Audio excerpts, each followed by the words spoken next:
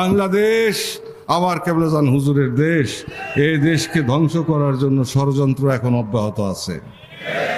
মুখে ইলেকশনের নাম আমরা শুনি, কিন্তু ইলেকশনকে সামনে নিয়ে যে ভয়াবহ রক্তপাতের চক্রান্ত আমরা কিন্তু তা প্রত্যক্ষ করছি এবং লক্ষ্য করছি।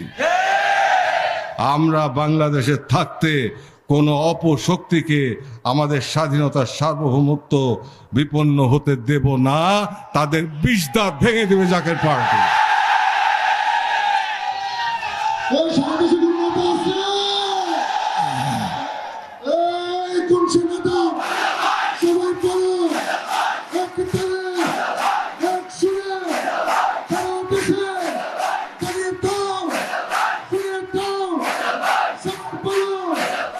দেশবাসীকে রক্ষার স্বার্থে, জাতিকে বাঁচানোর স্বার্থে আগামী শনিবার থেকে আগামীকাল আপনাদের বিদায় হবে।